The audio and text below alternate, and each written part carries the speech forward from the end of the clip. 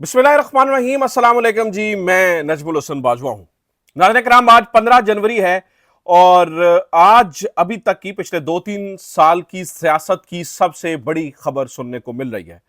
नाज़रीन कराम, मुझे याद पड़ता है जब army chief general Syed Asim Munir साहब ने अपना ओहदा संभाला था तो उसके फौरी बाद हमने एक मुलाकात की थी इमरान खान साहब से और बातों बातों में ये डिस्कस हुआ था, बातों बातों में पता चला था कि शायद कोई इमरान खान की और आर्मी चीफ की मुलाकात करवाने की कोशिश की जा रही है और कोशिश की जा रही है कि दोनों तरफ से कोई चले मुलाकात ना हो तो फोन पे बातचीत हो जाए।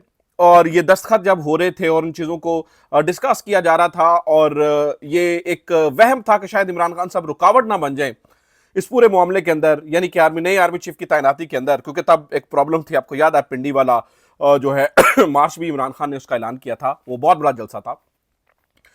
उस वक्त ये उस चीज की सबसे बड़ी उम्मीद पैदा हुई थी कि शायद इमरान खान और आर्मी चीफ के दरमियान मुलाकात पैदा हो, यानी मुलाकात के कुछ सूरत हाल पैदा हो।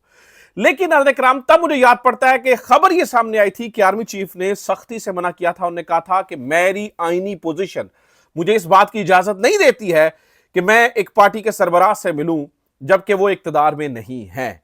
ठीक है, तब ये खबरें इस तरह की जो है ना वो इस तरह की मिलती जुलती खबरें तब सामने आई थी कि आर्मी चीफ और इमरान खान की मुलाकात नहीं हो सकी थी। नाज़रीन तब से लेकर आज तक 2 साल हो गए हैं, 2 साल से ज्यादा का वक्त हो चुका है आर्मी चीफ सैयद आसिम मुनीर साहब को अपना ओहदा संभाले हुए।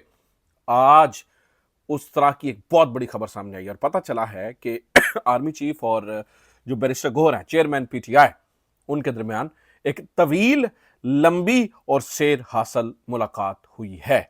इस मुलाकात की तरदीद की जा रही है पीटीआई चेयरमैन की जानिब से यानी कि बैरिस्टर गोहर की जानिब से। ऐसी मुलाकातों की तरदीद ही की जाती है, तो दूसरी तरफ से भी शायद तरदीद आ जाए। लेकिन ये जो मुलाकात की खबरें हैं, ये खबरें जो है वो सही मालूम पड़ती हैं। लगता है कि इनमें कोई ना कोई माफ कीजिएगा, कोई ना कोई बात है। तो सबसे बड़ा सवाल यह है कि इस मुलाकात के अंदर क्या बातचीत हुई होगी, यानी दोनों तरफ से क्या पॉइंट्स आए होंगे, इन्होंने क्या कहा होगा, उन्होंने क्या कहा होगा, क्या गिले शिकवे हुए होंगे। इसके ऊपर आज हम तफसीलन बात करेंगे। इस मौजू के ऊपर जो है ना वो सिर हासिल गुफ्तगू करेंगे। दूसरी नाज़रीन कराम, खबर यह है कि एक अहम तरीन तब्दीली हो रही है। अहम तरीन तब्दीली, काजी फाइज ईसा साहब को अहम ओहदा दिए जाने की शुनीद है। काजी फाइज ईसा साहब का जो जहाज है वो पाकिस्तान की हदूद में एक बार फिर से बताया जा रहा है दाखिल हो रहा है। इसकी क्या खबर है? इमरान खान साहब ने जेल के अंदर गुफ्तगू की है, उस बारे में आपको सामने चीजें रखूंगा। और नून लीग अपनी टिकटें वापस कर रहे हैं। कल मैंने इसके ऊपर बात करने की कोशिश की थी लेकिन फिर वो वक्त कम था, उसके ऊपर बात हो नहीं सकी। नून लीग कैसे अपनी टिकटें वापस कर रहे हैं, नून लीगी जो लोग हैं जिन्हें अभी इलेक्शन में उतरना है, वो कैसे लोग अपनी टिकटें वापस कर रहे हैं, इसके ऊपर भी बात होगी। तो एक एक करके शुरू करते हैं। सबसे पहले चूंकि ये मोस्ट इंपॉर्टेंट आर्मी चीफ वाली मुलाकात है, मोस्ट रिसेंट मुलाकात, तो इसके ऊपर बात कर लेते हैं। नाज़रीन कराम, मुलाकात का हो जाना नाज़रीन कराम ये तहरीक इंसाफ के लिए फतह है। यानी इसका मतलब यह है कि एस्टैब्लिशमेंट ने यह रियलाइज किया है कि पाकिस्तान तहरीक इंसाफ एक सियासी हकीकत है। सबसे पहली बात तो यह है कि इस मुलाकात के बाद इस बात का अंदाजा हुआ कि एस्टैब्लिशमेंट को यह रियलाइज हुआ है, अगर ये मुलाकात वाकई हुई है तो इसका मतलब यह हुआ कि उन्हें यह रियलाइज हो चुका है कि अगर मुल्क का पहिया चलाना है, चाहे ये मुलाकात किसी भी सूरत में हुई हो। आपको पता है कि आर्मी चीफ कल जब वो बैठे थे पेशावर के अंदर, तो उन्होंने कहा था कि भाई सबको मिलजुल कर आना चाहिए, तमाम पॉलिटिकल पार्टीज को बैठना चाहिए, रियासत होगी तो सियासत होगी। हो सकता है उसी इशू के ऊपर बातचीत हो रही हो, लेकिन इस बात को रियलाइज किया गया है कि पाकिस्तान तहरीक इंसाफ एक सियासी हकीकत है। क्योंकि इससे पहले तहरीक इंसाफ के लिए जो लफ्ज DGISPR की प्रेस कॉन्फ्रेंस में इस्तेमाल होता था वो होता था इंतशारी टोला। ठीक है, इंतशारी टोला, इनके सरगना और इनके जो है ना वो उसे क्या कहते थे, प्लानिंग करने वाले, ठीक है, जहन साजी करने वाले। तो इसका मतलब यह हुआ कि तहरीक इंसाफ एस्टैब्लिशमेंट की नजर में एक इंतशारी टोले से निकलकर एक सियासी हकीकत बन गई। बहरहाल यहां तक तो बातचीत होगी। दूसरी खबर सुन यानी दूसरा इसके अंदर, इस मुलाकात के अंदर अहम तरीन नुकता क्या है? दूसरा अहम तरीन नुकता नाज़रीन किराम, अगर तहरीक इंसाफ के चेयरमैन से आर्मी चीफ मिल रहे हैं तो इसका मतलब यह हुआ कि रियासत ने जो पूरा जोर लगाया तहरीक इंसाफ को खत्म करने का, मिटाने का, प्रेस कॉन्फ्रेंस और फलाना ढिमकाना पता नहीं क्या क्या। इसका मतलब यह हुआ कि रियासत ने यह महसूस किया है कि उससे काम नहीं चलेगा, बैठकर बातचीत करनी पड़ेगी। इसका मतलब यह हुआ कि वो जो इमरान खान कह रहे थे कि असल नंबर 1 से बातचीत करनी है, उनके साथ मुज़ाकरात करने हैं। इसका मतलब यह है कि जो मुज़ाकरात का असल असल असल जगह है, वहां पर मुज़ाकरात जो है वो शुरू हो चुके। इसका मतलब है वहां पर जो है वो बातचीत शुरू हो चुकी। ठीक है। तीसरा नाज़रीन किराम, इस मुलाकात का मकसद मतलब क्या है? तीसरी इस मुलाकात का मतलब यह है कि मौजूदा एस्टैब्लिशमेंट को यह रियलाइज हो गया कि ये जो निकम्मे, नाअहल और गधे किस्म के हुक्मरान बैठे हैं, इनसे कुछ नहीं हो सकता। ये रियलाइज हुआ तो ही उनके जो मुखालिफिन है उनसे मुलाकात हो रही है ना। और चौथी बात यह है कि नाज़रीन किराम, नून लीग के लोगों को गो के इस मुलाकात में भी क्या ही बात हुई हो। मैं नहीं कहता कि कोई डील शील तय हुई होगी, मैं नहीं कहता कोई उन्होंने ऑफर किया होगा भाई कल आ जाए और बैठ जाए, लेकिन इस मुलाकात का मैं कहता हूं हो जाना, इस मुलाकात का हो जाना एक्चुअली खबर है। और इसका मतलब यह हुआ कि जो नून लीग है वो अपने घर जाने की तैयारी करें।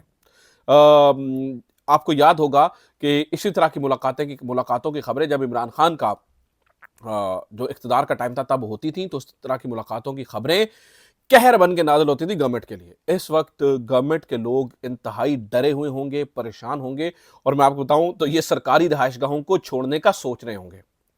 आप सही सुन रहे हैं। मैं दूसरी खबर इससे रिलेट करके आपको बता देता हूं।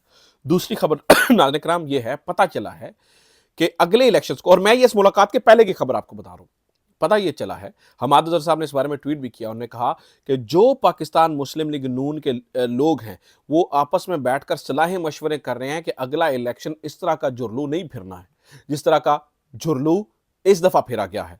तो इस दफा करना यह पड़ेगा, हमें नून लीग की टिकटों से इलेक्शन लड़ना ही नहीं चाहिए। तो बहुत सारे वो पंछी हैं जो नून लीग के इस जहाज से उड़कर दूसरी तरफ जाने की कोशिश कर रहे हैं। बल्कि ऐसा तो नहीं है कि पीटीआई उनको अपने में शामिल कर लेगी, लेकिन जिन लोगों की तरह अपने इलाके में से है वो ये समझते हैं कि हमें आजाद इलेक्शन लड़ना चाहिए, आजाद इलेक्शन की तरफ जो है वो हमें जाना चाहिए। और नून लीग का जब देखें खबर इस तरह की मिलेगी कि आर्मी चीफ की मुलाकात हो रही है, अब पता चलेगा बाद में असल में क्या बात हुई थी, क्योंकि असल बात तो तभी पता चलेगी जब दोनों की तरफ से कोई ना कोई बात सामने आएगी। ठीक है, असल बात क्या हुई है इसके बारे में हमें कुछ अंदाजा नहीं है, अभी तो मुलाकात की खबरें उड़ रही हैं। ठीक है, तो अब मीनवाइल आप देखिए ना कुछ चेंजिंग्स आ रही हैं। जैसे कि मैंने आपको बताया, इमरान खान की बेटों से बात करवाए जाना, 5 महीनों के बाद बेटों से बात करवाई जा रही है। इमरान खान की तस्वीरें टीवी पे चलना शुरू हो जाना, आपने देखा कि इमरान खान की तस्वीरें चल रही हैं। फैसल वावड़ा की प्रेस कॉन्फ्रेंस का मुलतवी हो जाना, आपने ये भी देखा कि चीजें जो है ना, और फिर इमरान खान कह रहा है मुझे सजा सुनाओ, लेकिन इसके बावजूद जो है वो इमरान खान को सजा नहीं सुनाई जा रही है। उसकी वजह यह है कि समझा जाता है कि भाई अभी वो वक्त नहीं है। तो इमरान खान को जो सजा है वो इस वजह से नहीं दिलवाई जा रही है कि भाई बहुत सारी चीजें अभी सेटल करना जरूरी है।